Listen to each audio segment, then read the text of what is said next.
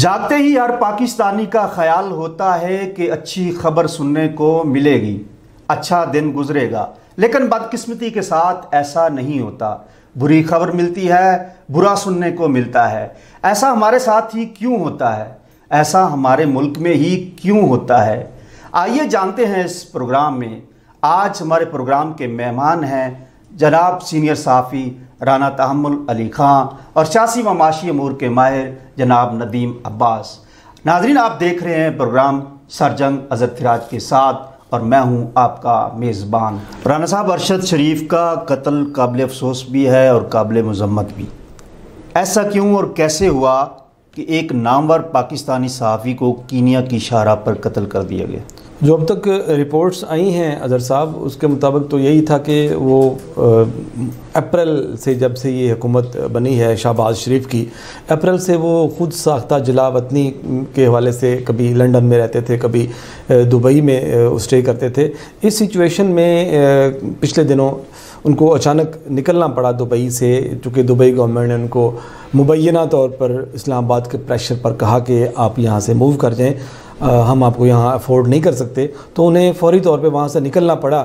جب وہ دبئی سے نکلے ہیں تو انہیں کرنٹ جو ویزا دستیاب ہوا وہ کینیا کا ہی تھا، کسی دوسرے ملک کا فوری طور پہ ویزا نہ مل سکا، اور وہ دبئی سے فوری طور پہ فلائی کر گئے نیروبی کی طرف۔ نیروبی سے آگے وہ کسی اور ایریا میں ان کے چلے گئے اندرون انٹیریئر میں، تو وہاں سے جو خبر آئی ہے گزشتہ رات کہ وہ اپنے ڈرائیور کے ساتھ کہیں موو کر رہے تھے، تو آگے پولیس کا ناکہ تھا، جنرل ہولڈ اپ چل رہا تھا ان کا، اور وہ کسی جو پولیس کی ان کی ترجمان ہے اس کے مطابق کہ وہاں علاقے سے ایک بچہ اغوا ہو گیا تھا۔ اس بچہ اغوا ہونے کے بعد اس علاقے میں سیکیورٹی ٹائٹ کر دی گئی تھی، پولیس نے ایکٹیویٹی تیز کر دی تھی، اور جب یہ گزرنے لگے ہیں شاہراہ سے تو وہاں لمبی لائن لگی ہوئی تھی گاڑیوں کی، پولیس چیکنگ کر رہی تھی، اور جو ان کے پولیس نے موقف اختیار کیا وہ یہی ہے کہ ان کے ڈرائیور نے رانگ سائیڈ سے گاڑی تیز چلاتے ہوئے وہاں سے بھاگنے کی کوشش کی ہے، تو پولیس نے اس گاڑی پر اندھا دھند فائرنگ کر دی ہے ان کو مشکوک جان کر۔ افسوس کی بات یہ ہے کہ نیروبی پولیس نے یا کینیا کی پولیس نے اگر ان کو مشکوک جان کے ہی گولیاں ماری ہیں تو سیدھی ان کی باڈیز پر ہی گولیاں کیوں ماری گئیں؟ ان کو تو ٹائروں میں گولیاں مارنی چاہیے تھیں، دائیں بائیں، تاکہ ان کا مقصد تو گاڑی کو روکنا تھا۔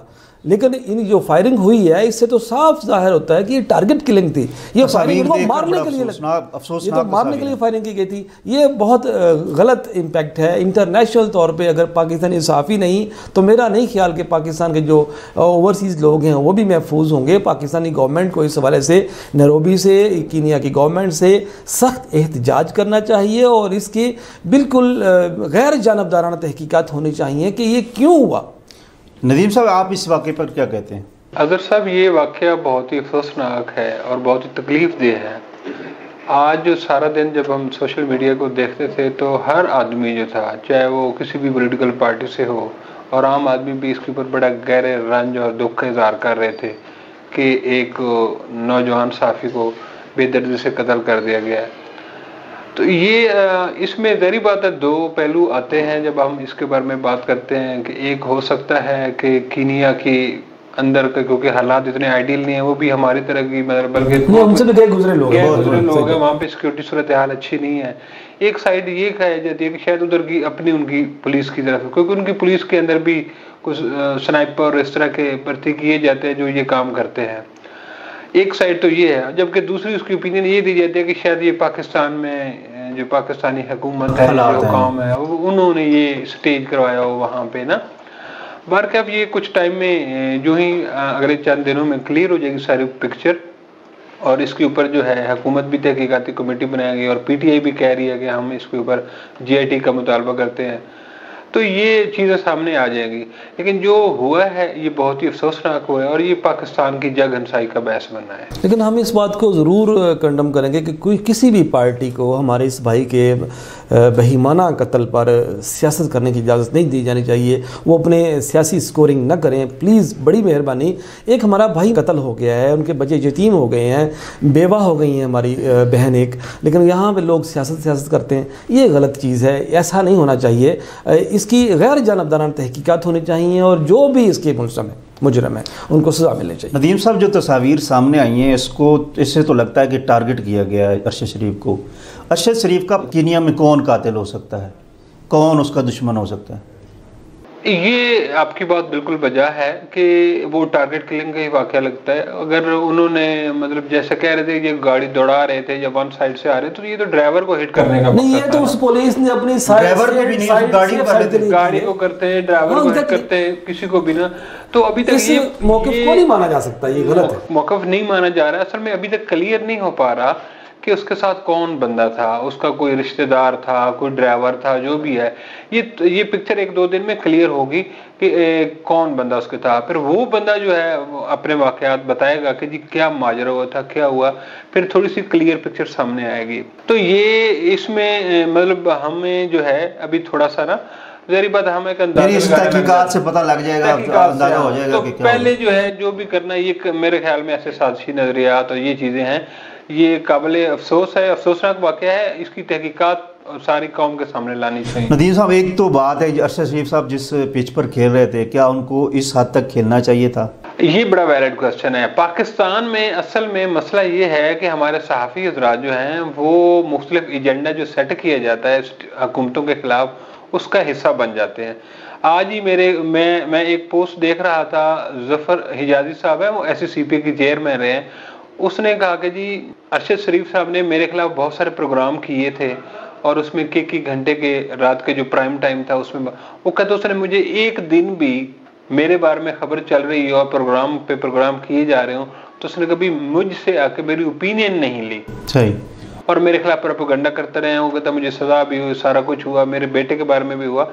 असल में अब आज जो डिबेट चल रही है ना कि पाकिस्तान में सहाफ़ी जो होते हैं ये किसी न किसी ग्रुप का हिस्सा बन जाते हैं, उनके नैरेटिव को लेके आगे चलते हैं और फिर आगे जब चलते हैं एक दफ़ा पॉपुलर हो जाते हैं तो ये समझते हैं कि शायद हम जो हैं मतलब ही आल इन ऑल हैं और हमें अब कोई रोक नहीं सकता। सही है। वो कुव्वतें जो इनको हायर करती हैं एज ए प्रोपेगेंडा मतलब और एजेंडा सेटिंग के लिए, तो वो इनको बाद में रोकते हैं। सही। और वो उनको पता है, वो कहते हैं कि हम इनको रोक लेंगे। वही सूरत हाल है कि ये एक एजेंडा था जो जिसमें एक चोर और डाकू और करप्शन का बयानिया सेट किया गया नून लीग के खिलाफ, नवाज शरीफ एंड सन्स के खिलाफ। फिर एक टाइम आया कि हमारी मतलब हुकाम को पता चला कि यार अब हमने ये सिलसिला ख़त्म करना है। सही। फिर PTI की हुकूमत ख़त्म की गई। उसके बाद फिर जब ये नून लीग को हुकूमत दी गई तो ये जो लोग एजेंडे पे काम कर रहे थे, जी करप्शन है, चोर हैं, डाकू हैं, लुटेरे हैं, मुल्क लूट के खा गए, उनको कहा गया कि जी अब आप ब्रेक पे पाँव रखें और अब इन चीज़ों को कवर करें। तो उन्होंने वो असल में क्योंकि वो इतना आगे जा चुके थे, उनको रिवर्स करना या रोकना अपने आप के लिए बड़ा मुश्किल था। उसमें आपके सामने इमरान रियाज जी थे और ये भी उनकी क्योंकि सर साबिर शाकिर है, तो ये फिर इनको रोकना मुश्किल था। तो आपने देखा कि इमरान रियाज नदीम साहब ये तो गलत सोच है ना कि जैसे साबिर शाकिर भी गैर मुल्क में रह रहे हैं आजकल, ये अरशद शरीफ भी बाहर थे और जब ये नहीं रुकते उस एजेंडे से या उस मामला से तो इनको मार दिया जाए, इनकी जान ले ली जाए। ये तो गलत चीज़ है, ये तो नहीं दी जा सकती। चाहे जितना भी खिलाफ हो, ये कत्ल की इजाजत नहीं दी जा सकती। ये वाकई बहुत एक्सट्रीम सिचुएशन है। हमें इख्तिलाफ का ये मतलब तो नहीं है कि सजाए मौत दी जाए। बिल्कुल इसके ऊपर कमीशन बनना चाहिए, इसके ऊपर और तमाम हक़ाइक़ अवाम जो जिम्मेदार है वो सामने आने चाहिए। जो जिम्मेदार है राना साहब, हुकूमत को क्या करना चाहिए कि अवाम का गुस्सा कम हो? देखिए, अवाम इस वक्त सारे के सारे अवाम अरशद शरीफ के मामले में वो अरशद शरीफ के घर वालों की तरफ खड़े हैं। ये शोक का आलम है पूरे पाकिस्तान में, हर आंख अश्क बार है। हुकूमत ने भी वैसे मजम्मत की है। टीवी देखने वाला हर बंदा जो उनका प्रोग्राम शौक से देखता था या तनकीदी निगाह से देखता था, उन्हें पसंद करता था या नहीं पसंद करता था, उनके मर्डर पर उसका दिल खून के आंसू रोया है। इस सिचुएशन में हुकूमत को कम से कम तहकीकात तो करानी चाहिए कि निया में भी हुआ क्या है, कैसे हुआ, कौन था, बैकग्राउंड में क्या था। अगर कोई सिचुएशन ऐसी है तो फिर हमें अपनी पॉलिसी पे दोबारा नज़रसानी करनी चाहिए कि कीनिया जैसी कंट्रीज़ में हमें नहीं जाना चाहिए। तहकीकात किसको करनी चाहिए? अगर यहाँ से तहकीकात हुई तो फिर अगर कोई यहाँ से इन्वॉल्व इंटरनेशनल एजेंसीज से तहकीकत करवाई जाए इसकी, मेरा तो यही मुतालबा है कि इंटरनेशनल एजेंसीज जो अच्छी एजेंसीज हैं उनसे तहकीकात कराई जाए। दूध का दूध और पानी का पानी। यूएनओ की एजेंसी कर सकती है इसका, नो डाउट। अमेरिकन एजेंसीज हैं, यूके की एजेंसीज हैं, हमारे जो अलाई ग्रुप्स हैं उनकी एजेंसीज हैं, यूएनओ की एजेंसीज हैं। कोई भी बड़ी एजेंसी वहाँ पे जो इम्पार्शल हो वो तहकीकात करे तो वो हर चीज़ सामने आ जाएगी। नदीम साहब, फौरी तौर पर हुकूमत को क्या करना चाहिए? فوری طور پر تو حکومت یہ کرے کہ وہاں پہ جو پاکستان کا ہائی کمیشن ہے وہ موقع پر پہنچے ہیں، وہ وہاں پہ چیزوں کو دیکھ رہے ہیں، وہ اپنی ابتدائی رپورٹ جو ہے ایک آدھ دن میں اس نے حکومت کو دینی ہے، وہ رپورٹ جب آئے گی اور اس کے ساتھ اس کی جو باڈی واپس آنی ہے اس کے لیے اقدامات کرنے کی کوشش کی جا رہی ہے کہ اس کی باڈی کو جلد از جلد پاکستان واپس لایا جائے. تو یہ چیزیں کچھ دنوں میں کلیئر ہوں گی کہ اصل کیا وجوہات تھیں اور کون پیچھے تھا. رانا صاحب، جو صحافی ہیں معاشرے کا آئینہ ہوتے ہیں، کیا یہ آئینہ اسی طرح دھندلایا جاتا رہے گا؟ اصل میں آپ نے بڑا خوبصورت سوال کیا.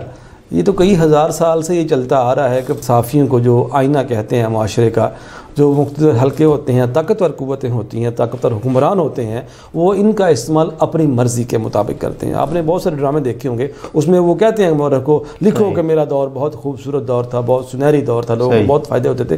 اور یہی سچویشن ہے کہ آج تک منہ پڑھتے آ رہے ہیں، لکھتے آ رہے ہیں. یہ ہمارے لوگ اس فیز سے باہر ہی نہیں آ رہے. دنیا اب بدل چکی ہے، صحافیوں کا رول بدل چکا ہے، ان کی طاقت پاورز بدل چکی ہیں، ان کے معاملات بدل چکے ہیں. اور جبکہ ہمارے حلقے جو ہیں وہ یہی سمجھتے ہیں، حکمران یہی سمجھتے ہیں کہ صحافیوں کو کسی بھی وقت کیا صحافی کو کسی پارٹی کا حصہ بننا چاہیے؟ دیکھیں، پاکستان سیاسی معاملات میں یا کسی بھی صحافی کو سیاست میں آنے کا، اپنا سیاسی کوئی نہ کوئی پہلو رکھنے کا پورا استحقاق ہے. کسی کو آپ کسی بھی صحافی کو غیر سیاسی نہیں کہہ سکتے. غیر سیاسی تو ہو ہی نہیں سکتا، کسی نہ کسی پارٹی سے اس کا تعلق ہوتا ہے، ڈیفینیٹلی ہوتا ہے. لیکن صحافت میں خوبصورتی یہی ہوتی ہے کہ وہ اپنا ذاتی جو اس کا معاملہ ہوتا ہے، نظریہ ہوتا ہے، اس کو اپنے پاس رکھتے ہوئے رپورٹنگ کرتا ہے. وہ عوام کو قوم کا اصل چہرہ دکھاتا ہے. وہ اپنی سوچ، اپنا نظریہ کسی پر نہیں تھوپتا. اور میرا نہیں خیال کہ ارشد شریف ایسا کرتے تھے. ان کا ذاتی نظریہ جو بھی تھا، یہ تو حکومتوں نے اس کو پارٹی بنا دیا بیچارے کو. ٹھیک ہو گیا. ندیم صاحب، آپ بھی کیا اسی طرح سمجھتے ہیں؟ اصل میں یہاں پہ معاملات تو یہ بے شک ہر ایک بندے کو اپنی پولیٹیکل نظریات رکھنے کا پورا حق حاصل ہے، اور اس پہ میرے خیال میں کوئی قسم کی پابندی نہیں ہے. لیکن جب وہی آپ کو بتا رہے ہیں کہ جب تک آپ، جیسے ہم کچھ صحافیوں کو کہتے ہیں کہ یہ لفافہ صحافی ہیں، یہ نون لیگ کا ایجنڈا چلاتا ہے. ہمارے یہاں بڑا مشہور ہے، جس میں بڑے حامل میر ہے، سلیم صحافی ہے، ان کو ہم کہتے ہیں کہ یہ نون لیگ کا ایجنڈا چلاتے ہیں، یہ لفافہ صحافی ہیں. تو سیم کچھ جو جرنلسٹ تھے، جن میں ارشد شریف صاحب کا نام بھی ہے اور بھی صابر شاکر ہیں، اور بھی، تو ان کے بارے میں یہ ایک پوائنٹ ہے کہ یہ پی ٹی آئی کا ایجنڈا چلاتے ہیں، یا انہیں یوتھیا صحافی کہتے ہیں. جی، انہیں یوتھیا صحافی کہا جاتا ہے. تو یہ تقسیم تو خیر ایک جینون ہے ہمارے ہاں، لیکن اس تقسیم کو اتنا آگے لے جانا کہ ہم کسی کو قتل کر دیں، مرڈر کر دیں، یہ بہت ہی افسوسناک ہے. اس طرح کے واقعات نہیں ہونے چاہیے. اور صحافیوں کو بھی اپنے جو ایتھکس ہیں اور جو جرنلزم کے جو پرنسپلز ہیں، اس کے اندر رہتے ہوئے جو ہے کام کرنا چاہیے، اور عوام کو آئینہ اور حقائق اور فیکٹس بتانے چاہیے. رانا صاحب، جو سیاست ہے وہ تو برداشت کا نام ہے، تو عدم برداشت کیوں بڑھتی جا رہی ہے؟ اصل میں جو اس وقت ہماری سیاست کے جو بڑے مورے ہیں، سیاسی لوگ ہیں، ان میں خود ان کے اپنے اندر سے برداشت نہیں. اصل میں ان کی اپنی پولیٹیکل ٹریننگ کی ضرورت ہے. دیکھیں، سیاست تو کسی بھی دشمن کو بھی گلے لگانے کا نام ہے. سیاست میں تو کبھی دروازے بند نہیں ہوتے، وہ ہمیشہ مذاکرات کے دروازے کھلے رکھتے ہیں. کسی کو بھی مہمان، کوئی بھی کسی کے پاس جا سکتا ہے، ایون دشمن بھی جا سکتا ہے. وہ یہ نہیں کہتے کہ ہمارا آپ سے تعلق نہیں ہے یا ہمارا آپ سے سیاسی وابستگی نہیں ہے، سیاسی دشمنی ہے. یہ مسئلہ نہیں ہے. سیاست تو ایک خوبصورت گیم کا نام ہے جس میں کسی کو بھی کسی بھی وقت گلے لگایا جا سکتا ہے. ایسی سچویشن پاکستان میں نہیں ہے. پاکستان میں یہ دشمنیاں نسل در نسل چلتی ہیں، جو افسوسناک ہے. ندیم صاحب، جو آج کل ٹرینڈ چل چکا ہے کہ جو پرنٹ اور الیکٹرانک میڈیا خبر دیتا ہے اسے فیک سمجھا جاتا ہے، اور جب کسی یعنی سیاسی جماعت کے پیج سے خبر آتی ہے، سوشل میڈیا سے آتی ہے، اسے اصلی سمجھا جاتا ہے. یہ اس ٹرینڈ کو کیسے روکا جا سکتا ہے؟ جی، یہ جو فیک نیوز ہے یہ ورلڈ اوور ایک چیلنج بن چکا ہے. اب آپ نے دیکھو گے کہ پوری دنیا میں ٹرمپ بھی ایون کہ وہ CNN اور ان کی خبروں کے اوپر بھی کمنٹ کرتے تھے کہ یہ فیک نیوز ہیں. فیک نیوز کے لیے ہمیں ایک ریگولیٹری باڈی ہونی چاہیے جو حقائق کو پیش کرے، جو چیزیں دیکھے. کہ بہت سارے سم ٹائم ہوتا گیا ہے کہ بول نیوز ہے یا جنگ ہے یا جیو ہے، تو ان کے لیبل لگا کے لوگ اپنا ایجنڈا چلا رہے ہوتے ہیں. کوئی اعتزاز احسن صاحب کے کھاتے میں ڈال رہا ہوتا ہے، تو کوئی کسی جنرل کے کھاتے میں اکاؤنٹس بنائے جاتے ہیں. ہاں، جعلی اکاؤنٹس بنائے جاتے ہیں اور اس پہ پروپیگنڈا سیٹ کیا جاتا ہے. جی یہاں پہ یہ ہو رہا ہے، یہاں پہ. تو اصل میں ہمارے یہاں کیونکہ میڈیا کا بھی ایک اتنا انفلکس، یہ سوشل میڈیا نیا آیا ہے، تو اس میں اس طرح کا ہے کہ اس میں حکومتیں خود پریشان ہیں. اب جیسے وہ آڈیو لیکس کا معاملہ چلا ہے، تو اس میں اب وہ کون بچا ہے؟ میرے خیال میں سبھی کی آ گئی ہیں اور سارے اس میں جو ہے شرمندہ ہیں اور وہ کر کچھ نہیں سکتے. تو یہ جو سوشل میڈیا ہے یہ ابھی بے لگام ہے پاکستان میں. اس کو ریگولیٹ کرنے کے لیے بات ہونی چاہیے, لیکن جب اس کی ریگولیشن کی طرف ہم آتے ہیں تو پھر وہی پروپیگنڈا شروع ہو جاتا ہے. دیکھو جی زبان بند کروائی جا رہی ہے, اپوننٹس جو ہیں ان کو کنٹرول کرنے کی کوشش کی جا رہی ہے. لائن تو ہونی چاہیے, اس ریڈ لائن سے لائن ہونی چاہیے ایک. ہمیں مل بیٹھ کے ہمیں وہ پھر بات وہیں پہ آ جاتی ہے, ہمارے یہاں پولیٹیکل میچورٹی نہیں ہے کہ تمام جو پولیٹیکل فورسز ہیں وہ اکٹھی ہوں اور ایک فارمیٹ سیٹ کریں کہ یہ ہماری لائنیں ہیں, اس سے ہم نے آگے نہیں جانا, اس سے ہم نے پیچھے نہیں ہٹنا اور اس کے اندر ہمیں جو ہے کھیلنا ہے. تو اس سے نظام میں بہتری پیدا ہوگی. رانا صاحب, صحافیوں کا معاشی قتل عام کیا جا رہا ہے, اس پر نہ کسی حکومت نے توجہ دی ہے نہ صحافی تنظیموں نے, اس کی وجوہات کیا ہے؟ یہ بڑا افسوسناک امر ہے کہ جب سے پاکستان بنا ہے اس وقت سے ہی صحافیوں پر کوئی اس طرح توجہ نہیں دی گئی. ہر دور میں ہر حکومت نے, ہر حکمران نے ان کا معاشی قتل ہی کیا ہے. اس کی وجہ یہی وجہ ہے کہ آج 2022 میں بھی صحافیوں کی جو ویجز ہیں وہ انٹرنیشنل طور پہ بہت کم ہیں. جہاں لوگ لاکھوں ڈالر کما رہے ہیں وہاں پاکستان میں صحافیوں کی تنخواہ چند ہزار سے بھی زیادہ نہیں ہے. اور لکھا پڑھا صحافی جس نے میس کمیونیکیشن ماسٹر کیا ہوتا ہے, ایم فل کیا ہوتا ہے, وہ بھی بیچارہ 40-50 ہزار روپے کے اندر کام کرنے پر مجبور ہے کہ ادارے ان کو اس سے زیادہ پیسے دیتے ہی نہیں ہیں. اس کی وجہ میں تو مین یہ سمجھتا ہوں کہ صحافی خود بھی ذمہ دار ہیں. ان کو اپنے اندر کالی بھیڑوں کو تلاش کرنا چاہیے جو کم ویجز پہ کام کرتے ہیں, جو کم لکھے پڑھے لوگ ہیں, ان کو پروموٹ نہیں کرنا چاہیے. ایک ایجوکیشن کا دائرہ کار ہونا چاہیے کہ اتنا پڑھا ہوا بندہ ہی ایڈیٹر بن سکے گا, سب ایڈیٹر بن سکے گا, رپورٹر بن سکے گا. جب آپ انڈر میٹرک بندے کو رپورٹر کا کارڈ تھما دیں گے کارڈ, وہ جا کے مارکیٹ میں صرف آپ کا کارڈ بیچتا ہے, اس کو تنخواہ کی پیسوں کی ضرورت ہی نہیں ہوتی. وہ تو صرف جب آپ کا کارڈ دکھائے گا مارکیٹ میں بلیک میلنگ بھی کرے گا, مارکیٹ سے غلط کام بھی کرے گا, اپنے کام نکلوائے گا بھی, لوگوں کی سفارش بھی کرے گا, وہ تو اور طریقوں سے اپنے پیسے کماتا جائے گا. لیکن جو جینون صحافی ہوگا جسے سیلری پر گزارا کرنا ہے وہ یہ چیزیں نہیں کر سکتا. اور لکھا پڑھا صحافی اس کو ویسے بھی شرم آتی ہے کسی سے پیسے مانگتے ہوئے, کسی سے پیسے لیتے ہوئے, اور وہ یہ کام کرتا ہی نہیں ہے. یہی وجہ ہے کہ آج جو لکھے پڑھے صحافی ہیں وہ بیچارے پیچھے بیک پینچر بنے ہوئے ہیں. جو لکھا پڑھا طبقہ نہیں ہے اس طرح, وہ آج لیڈنگ سچویشن میں آ گیا ہے. وہ بڑی بڑی تنظیموں میں عہدوں پر بھی ہیں, وہاں احتجاج بھی کرتے ہیں, وہاں اپنے مطالبات بھی رکھتے ہیں. اصل میں وہ مالکان کے ٹاؤٹ ہیں جو ٹاؤٹ بن کے پوری کی پوری اس کمیونٹی کا بیڑا غرق کر رہے ہیں. اور یہ بیڑا اس وقت تک غرق ہوتا رہے گا جب تک لکھا پڑھا صحافی خود نہیں جاگے گا.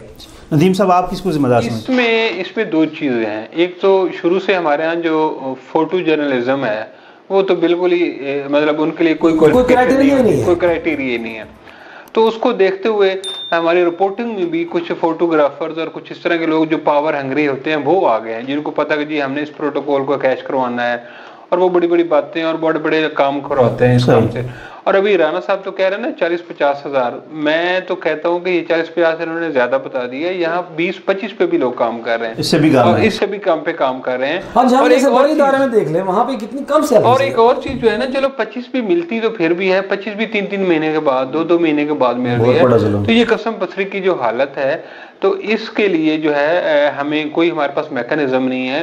تو الٹیمیٹلی لوگ جو ہیں پھر وہ دیہڑیوں لگانے کے چکر میں پڑ جاتے ہیں. اس سچویشن سے تنگ آ کر لوگوں نے خودکشیاں کی ہیں, چھتوں سے چھلانگیں لگائی ہیں, لیکن جو میڈیا مالکان ان کی کان پر جوں تک نہیں رینگی. تو ندیم صاحب, افسردہ ماحول میں ایک اچھی خبر یہ ہے کہ پاکستان کا نام FATF کی لسٹ سے یعنی گرے لسٹ سے نکال دیا گیا ہے اور وائٹ لسٹ کر دیا گیا. جی, یہ کریڈٹ کس کو جاتا ہے؟ یہ بڑی اچھی خوشایند خبر ہے. اس میں پاکستان کو اگرچہ گرے لسٹ سے تو نکال دیا گیا, لیکن اس کو مانیٹرنگ میں رکھا گیا ہے کہ کہیں یہ دوبارہ یہ کام ہی نہ کر دے. لیکن اس میں خوشایند بات یہ ہے کہ ہماری پارلیمنٹ نے, ہمارے تمام جو سیکیورٹی فورسز ہیں انہوں نے یہ ان کو جو ایجنڈا دیا گیا تھا جو 40 پوائنٹ کا FATF کی جانب, انہوں نے اس کے اوپر فل عمل درآمد کیا ہے اور اپنے مانیٹرنگ سسٹم کو, بینکنگ سسٹم کو اور ان کو بہتر کیا ہے. اور اس کی کارکردگی باقاعدہ انہوں نے مختلف اجلاسوں میں FATF نے جائزہ لے کر بعد میں یہ پاکستان کو لسٹ سے نکالا ہے. اور یہ اوورال پورے پاکستان کی, اس میں سیاستدان ہوں, بیوروکریسی ہو, سارے جو ہیں ہمارے جو سیکورٹی فورسز ہیں ان کا بھی کردار ہے کہ یہ ہم اس لسٹ سے باہر ہیں. اب جہاں تک اس کے فوائد کی بات ہے تو اس کے فوائد کی بات یہ ہے کہ یہ اینٹی منی لانڈرنگ جو ہمارے اوپر کچھ شکوک و شبہات ہوتے تھے اور بہت ساری ایجنسیاں ہماری पाकिस्तान में आने वाले रकम और पाकिस्तान से जाने वाली रकम की जो मॉनिटरिंग कर रहे होते, उन चीज़ों से हमें थोड़ी सी मतलब रिलैक्सेशन मिलेगी। हमारे यहाँ जो हमें अब सैलाब के लिए जो फंड्स आ रहे हैं उसकी मॉनिटरिंग में भी थोड़ी सी कमी आएगी, और वो जो फंड्स में डिले हो जाता है बहुत सारी चीज़ों की अदायगियों में, पेमेंट्स में, उन चीज़ों में हमें थोड़ी सी आसानी मिलेगी। राना साहब, बार बार लिस्ट में क्यों डाला जाता है पाकिस्तान को? ग्रे लिस्ट, वाइट लिस्ट में आता है, फिर ग्रे लिस्ट, ब्लैक लिस्ट का भी खतरा रहता है। नदीम भाई ने कि जब भी इसके मनी लॉन्ड्रिंग के मामला होते हैं या माशी तौर पे पैसा इधर उधर जाने के मामला होते हैं, पाकिस्तानी सियासतदानों पर बेपना मरतबा इल्ज़ाम लगे कि मनी लॉन्ड्रिंग में इन्वॉल्व हैं, जरदारी पर बहुत सारे इल्ज़ाम लगे, शरीफ बरादरान पर भी लगे।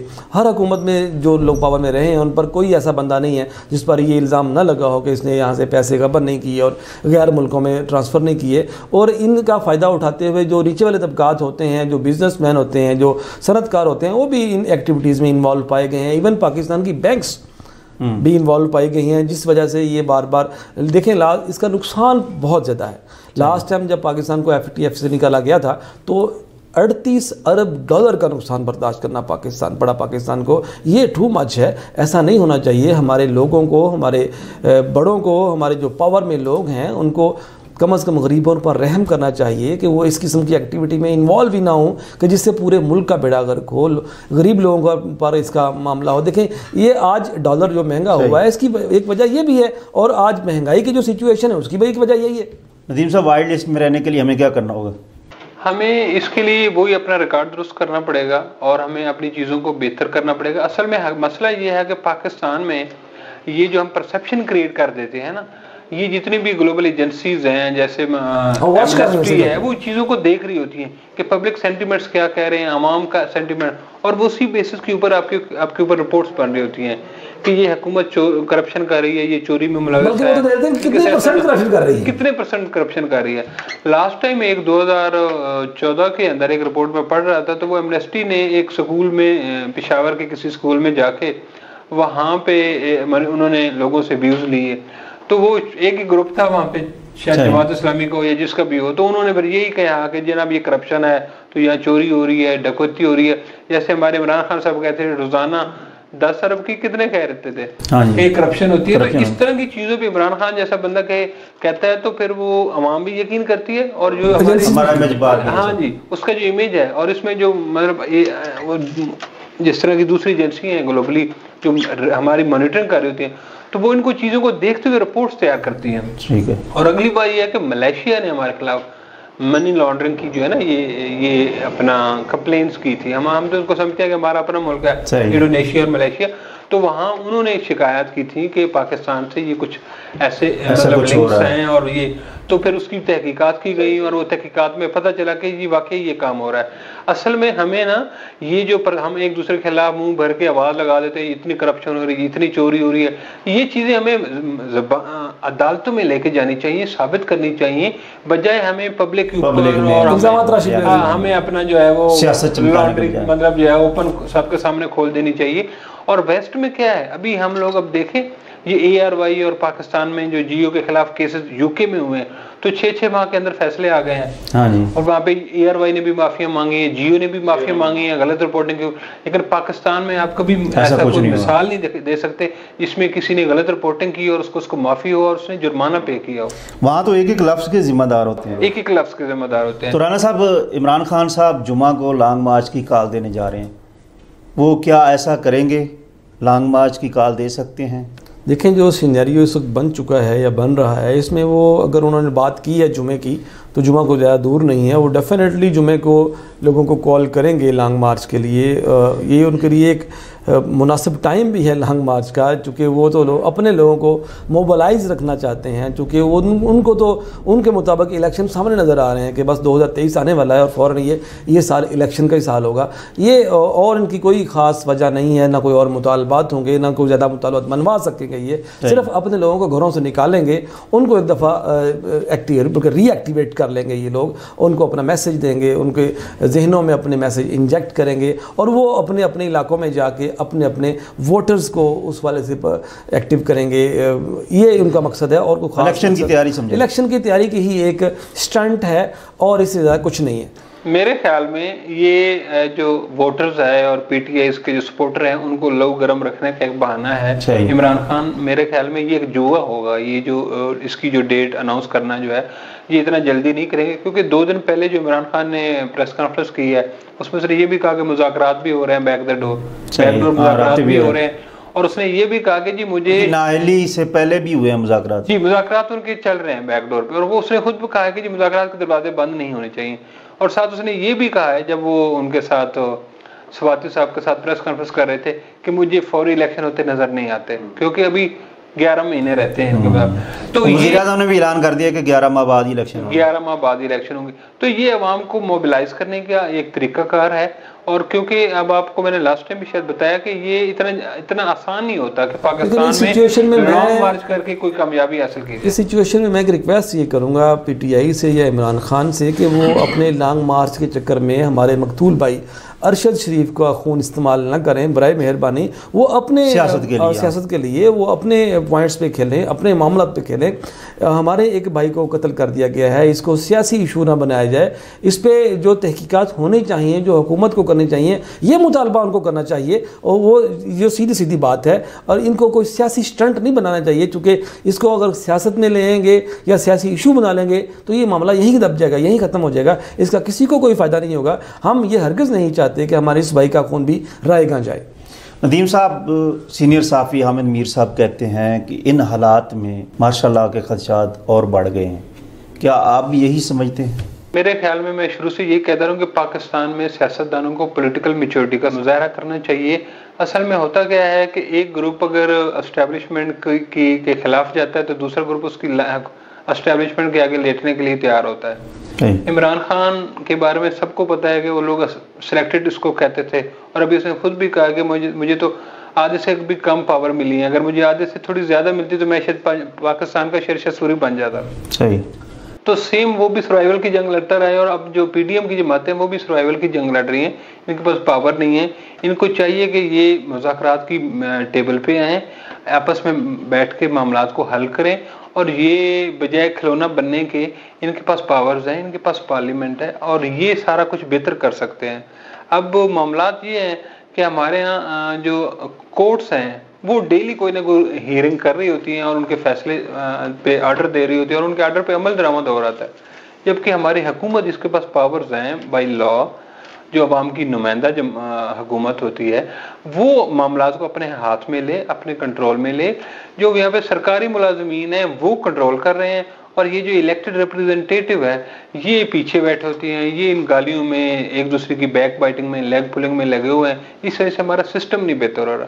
ہمیں سب کو یہ جو 1973 کا لا ہے اس کو سیکریڈ سمجھنا چاہیے, مقدس یہ سمجھنا چاہیے, اور اس پہ فالو کرنا چاہیے. جس کا جو بھی رول ہے, جو قانون کے تحت جس کا جو بھی کردار ہے, اس کو عمل کرنا چاہیے تاکہ ہم آگے بڑھ سکیں. اگر ہم اسی طرح چلتے رہے تو ہمارا انجام کیا ہوگا وہ آپ سب کو پتا ہے. رانا صاحب, یہ مارشل لا کے بغیر ہی سب کام ہو رہے ہیں, تو پھر ماشاء اللہ کی کیا ضرورت پڑے گی ان کو؟ یہ بڑی اچھی بات کی ندیم بھائی نے, یہی کہ پاکستان میں سچویشن یہی رہی ہے کہ ایک گروپ اگر حکومت کر رہا ہوتا ہے اور وہ مارشاء اللہ کے خلاف ہوتا ہے, تو جو اپوزیشن ہوتی ہے یا اس کے اپوننٹ ہوتے ہیں وہ مارشاء اللہ کے خواہش مند ہوتے ہیں. وہ فوجیوں کو دعوت دے رہے ہوتے ہیں کہ آئیں ہم آپ کے لیے سارے رستے صاف کرتے ہیں. اور ڈیفینیٹلی پاکستان میں نہیں پوری دنیا میں مارشاء اللہ کے لیے راہیں ہموار صرف سیاستدان نہیں کرتے ہیں, اپنے چھوٹے چھوٹے مفادات کے لیے وہ فوج کو دعوت دیتے ہیں, اور فوج پاور میں آ جاتی ہے. پھر وہ لکیر پیٹتے رہ جاتے ہیں کہ ہمارے پاس میں کچھ نہیں رہا, یہ امر آ گیا, 10 سال گزر گئے, 20 سال گزر گئے, ترقی کی راہیں بند ہو جاتی ہیں. یہ سچویشن نہیں ہونی چاہیے. سیاستدانوں کو چاہیے کہ وہ طے کر لیں کہ مارشاء اللہ تو اس ملک میں نہیں آئے گا. جو بھی کرنا ہے, ٹھیک کرنا ہے یا غلط کرنا ہے, ہم ہی کو کرنا ہے. ٹھیک ہے, کوئی مسئلہ نہیں ہے. ایک دور گزرے گا, دوسرا دور گزرے گا, تو ٹھیک ہو جائیں گے. ان کی ٹریننگ کی ضرورت, جب تک ٹریننگ پراپر نہیں ہوگی یہ معاملہ ٹھیک نہیں ہوگا. اور کتنی ٹریننگ ہوگی؟ 70 سال ہو گئے, 75 سال ہو گئے ٹریننگ. دیکھیں مسئلہ افسوسناک بات یہی ہے کہ پاکستان میں نسلی سیاست ہے, نسل در نسل وہی لوگ ہیں اپنا الیکٹ ہو کے آ رہے ہیں, جیت کے آ رہے ہیں. کسی دوسرے بندے کو الیکشن کا معاملہ اتنا گمبھیر اور سخت اور ناقابل برداشت بنا دیا گیا کہ کوئی غریب آدمی الیکشن لڑنے کا سوچ بھی نہیں سکتا. 2.5 سال بعد بعد ان کا جو اسٹیمنا جواب دے جاتا ہے، یہ پھر تحریکیں شروع کر دیتے ہیں، پھر دوسرے کو برداشت نہیں۔ عادل صاحب اس میں ایک بڑی اہم بات ہے، آپ نے شاید دیکھا ہوگا کہ یہ انڈیا کے اندر جمہوریت جب اس میں تسلسل ہے، اور تسلسل کی ایک بڑی وجہ یہ ہے، اب آپ نے دیکھا ہے شاید پاکستان میں تو نوٹ ہی کسی نے کیا، کانگریس کا جو رہنما جس کو صدر چنا گیا ہے، وہ آپ کو پتا ہے وہ گاندھی خاندان سے باہر نکلا ہے۔ اس دفعہ فرسٹ ٹائم جو ہے ایک عام ہندو انڈین جو ہے، جو کانگریس کا رکن تھا سینئر، اس کو وہاں پہ صدارت دی گئی۔ وہ جو راہل گاندھی اور اندرا گاندھی کی جو نسل سے سارا سسٹم آگے چل رہا تھا تو پھر وہ نکلا ہے۔ اصل میں جب تک یہ ہمارا ڈیموکریسی کا سسٹم کنٹینیوسلی چلے گا نہیں نا، تو ہمیں اسے جان نہیں چھوٹنے والی۔ اب جب ہم اس کو 3 سال بعد نکال دیتے ہیں، تو پھر دوبارہ جو ہے وہ مسکین بن کے اور وہ اس کا یوز کرتے ہیں کہ دیکھیں ہمارے ساتھ زیادتی ہوئی، ہمیں وہاں سے نکال گئے اقتدار سے، وہ پھر ہیرو بن کے آتے ہیں۔ یہ اسد درانی نے اپنی جو کتاب اس میں بھی یہ مینشن کی ہے کہ ہم ان کو اگر 5 سال کے لیے اقتدار سے نکالتے ہیں تو یہ ڈبل پاور کے ساتھ ہمارے پاس آ جاتے ہیں اور یہ اگلے 10 سال اقتدار میں رہتے ہیں۔ تو ہمیں ان کو ایک تو موقع دینا چاہیے، یہ جب 5 سال پورے کریں گے تو عوام اس سے پوچھے کہ جی 5 سال میں آپ نے ڈیلیور کیا۔ ہاں، تو ابھی عمران خان حق بجانے پہ کہ جی مجھے انہوں نے 5 سال پورے نہیں کرنے دی، میں نے یہ کر لینا تھا، میں نے یہ کرنا۔ اگر وہ 5 سال پورے کر لیتا تو پھر اس کے پاس یہ باتیں نہیں ہوتی۔ اور ابھی بھی آپ دیکھیں کہ عمران خان کو اس کی جو منشور کی طرف بات کریں تو وہ نہیں کرتا، ابھی بھی وہ چور، کرپشن، ڈاکو یہ کرتا ہے۔ اسے کہیں گے جی آپ نے ایک یونیورسٹیاں بنانی تھی، وہ کیا کیا آپ نے؟ یکساں نظام تعلیم لانا تھا، وہ کیا کیا؟ پولیس ریفارم لانی تھی، وہ کیا کیا آپ نے؟ تو وہ اس پہ اس نے کوئی بات نہیں کرتا، ٹھیک ہے۔ تو یہ نظام یہ ہے کہ ہمیں اس نظام میں تسلسل لانا چاہیے، اور یہ ان کو پوری ٹرم کرنی چاہیے، اور اپوزیشن کو اپوزیشن کا جمہوریت کی بقا اس میں ملک کی بقا ہے۔ دیکھیں یہ تو ایک غلط سوچ ہے کہ ان کو ٹرم پوری کرنی چاہیے۔ دیکھیں برطانیہ میں، یو کے میں جو ہمارا 4 وزیر اعظم ایک ہی ٹرم میں 4تھا وزیر اعظم آج منتخب ہو گیا ہے۔ یہ تو مسئلہ نہیں ہے، ڈیموکریسی کا تسلسل یہی ہے کہ جس کی پاور ہے وہی آئے گا نا جی۔ نہیں، اصل میں وہاں پہ ان کی ہسٹری تو دیکھو نا، جمہوریت کی ہسٹری کتنی پرانی ہے اور ہماری ہسٹری کیا ہے۔ دیکھو ریاستوں کی یہ جمہوری ہسٹری کا نتیجہ ہی ہے کہ ایک برصغیر کا انڈین اوریجن جو ہے وہ، لیکن دیکھیں انہوں نے ایک انڈین بندے کو پی ایم بنا دیا، لیکن اپنی ڈیموکریسی کو ڈی ریل نہیں ہونے دیا۔ ڈی ریل نہیں، اصل میں اب جو ریاستیں ہوتی ہیں ان کے لیے جو 40 50 70 سال کو بڑی عمر نہیں ہوتی۔ یو کے کی ہسٹری 250 سال سے بھی اوپر کی ہے ڈیموکریسی کی، تو وہ میچیور ہو چکی ہیں، ان کے اندر پولیٹیکل اویئرنیس ہے۔ انہوں نے الیکشن کروائے بغیر ہی اگر ایک پارٹی، اب دیکھیں اس کی جو ٹرنر جو جس نے استعفیٰ دیا ہے، اس نے 40-42 دن کے اندر ہی کہہ دیا جی حالات میرے بس میں نہیں ہے، میں معیشت کو بہتر نہیں کر سکتی تو میں لہذا جا رہی ہوں۔ تو پاکستان میں اتنا بڑا دل کسی کے پاس نہیں ہے، وہ کہتا ہے جی نہیں، مجھے آخری دم تک میں کروں گا چاہے اس نے کچھ بھی نہیں کرنا ہوتا۔ تو یہ میچورٹی جو ہے پولیٹیکل، یہ with the passage of time ہمارے پاس آئے گی اور ہم چیزوں کو بہتری کی طرف جائیں گے، لیکن اس کے لیے تسلسل بڑا ضروری ہے۔ صحیح، جمہوریت میں ہی ہماری بقا ہے۔ ندیم صاحب اور رانا صاحب، آپ کا بہت شکریہ، آپ پروگرام میں تشریف لائے۔ ناظرین، پاکستان کی بقا جمہوریت میں ہے اور جمہوریت کی بقا برداشت میں ہے۔ ہمیں عدم برداشت کے کلچر کو ختم کرنا ہوگا اور اپنے آپ میں برداشت پیدا کرنی ہوگی۔ ناظرین، اپنا رکھیے گا خیال، ہمیں دیجیے اجازت، اللہ حافظ۔